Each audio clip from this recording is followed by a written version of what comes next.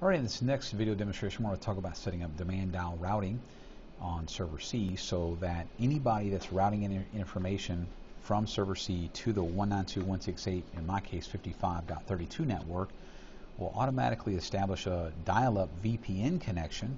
Now, of course, when I say dial-up, I'm just saying that generically when I actually dial up a modem, but it will establish a VPN connection from server C to server B and route those packets across. So we're going to go into Administrative Tools, Routing and Remote Access, and right now if I look at the properties of my server, you'll notice that it just says local area network routing only, and I need to allow for demand dial routing. So I'm going to hit this radio button to allow for that and say OK, and it says, hey, you know, the router will require to be restarted, so yes, I want to continue with that. Take it just a moment.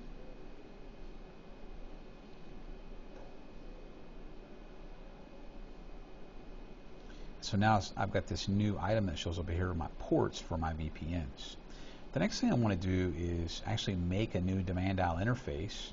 So I want to right click on network interfaces and say new demand dial interface, little wizard there. I'm going to specify the interface name as route to B. Say next. It's going to ask how I'd like to connect. I'm going to say VPN. What type of VPN? We'll say automatic selection.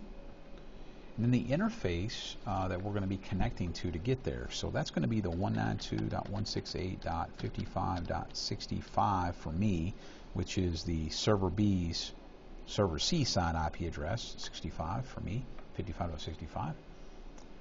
Say next. I'm going to route IP packets on this interface. Say next.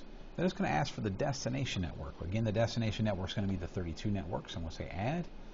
Destination will be the 192.168.55.32 network with a network mask of 255, 255, 255.224. I have to put a metric in there. Won't let me go forward, so I'm just going to put a metric of 1 and say OK. And then next, put in the credentials that are necessary to join or make the actual connection. So I'm going to just use administrator. And the domain was huglin.local. Password.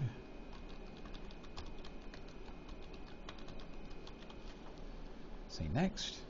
And then finish on completing that demand dial interface.